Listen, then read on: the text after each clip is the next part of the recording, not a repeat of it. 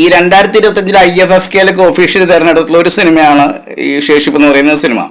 അപ്പോൾ ആ രീതിയിൽ തന്നെയാണ് സൺ നെക്സ്റ്റിൽ ഈ സിനിമ കഴിഞ്ഞ ദിവസം ഞാൻ കാണുന്നത്. അതിൽ കുറച്ചാളെ അവൈലബിൾ ആയിട്ട് ഞാൻ കഴിഞ്ഞ ദിവസമാണ് കാണുന്നത്. കണ്ടു നോക്കിയ സമയത്ത് എനിക്ക് ഒട്ടും വർക്കായില്ല. കാരണം ഇപ്പോഴത്തെ ഒരു എൻ്റർടൈൻമെൻറ്റ് രീതിയിലാണ് സിനിമകൾ കാണാൻ ആളുകൾ ഇഷ്ടപ്പെടുന്നത്. അപ്പോൾ അവരുടെ മുന്നിലേക്ക് ആർട്ട് സിനിമയായിട്ട് വരുന്ന സമയത്ത് പലപ്പോഴും പുതിയ സംവിധായകന്മാർ ആ ഒരു രീതിയിൽ എക്സ്പെരിമെൻ്റലായിട്ടാണ് കൊണ്ടുവരുന്നത്. ആർട്ട് സിനിമയാണെങ്കിൽ പോലും കഥയുടെ പശ്ചാത്തലത്തിലും അതുപോലെ തന്നെ കുറച്ചും കൂടി എൻ്റർടൈൻമെൻറ്റ് രീതിയിലാണ് കൊണ്ടുവരുന്നത്. ഇപ്പോൾ പാത്ത് എന്നൊക്കെ പറയുന്ന സിനിമ അതിൻ്റെയൊക്കെ ഒരു എക്സ്ട്രീം എക്സാമ്പിളാണ്. അപ്പോൾ ആ രീതിയിലുള്ള സിനിമകൾ വരുന്ന സമയത്താണ് ഇപ്പോൾ ഈ പറയുന്ന ശേഷിപ്പ് എന്ന് പറയുന്ന സിനിമയുടെ കഥയും പശ്ചാത്തലവും ഒക്കെ നമുക്ക് ഭയങ്കരമായിട്ട് ബോറടിക്കുന്ന രീതിയിൽ ഭയങ്കര പഴമ നിറഞ്ഞ ഒരു രീതിയിലുള്ള ഒരു സിനിമയായിട്ട് ഫീൽ ചെയ്യുന്നത്.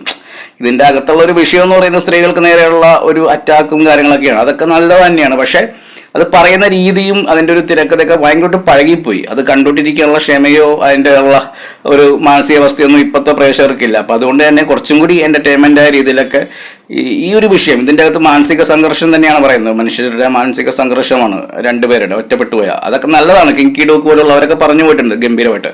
അപ്പോൾ അവരൊക്കെ പറയുന്ന സമയത്ത് കുറച്ചും കൂടി എക്സ്പെരിമെൻ്റൽ ആയിട്ടുള്ളതാണ് അത് പറഞ്ഞു പോകുന്നത്. അപ്പോൾ ആ രീതിയിലും കൂടി ഈ സിനിമ അപ്രോച്ച് ചെയ്തിരുന്നെങ്കിൽ ഇതിൻ്റെ കഥയും ഈ ഒരു സംഘർഷം പറഞ്ഞു പോകുന്ന രീതി കുറച്ച് പഴകിപ്പോയി. അതാണ് ഈ സിനിമയിൽ ഞാൻ കണ്ടിട്ടുള്ള ഒരു പ്രശ്നം.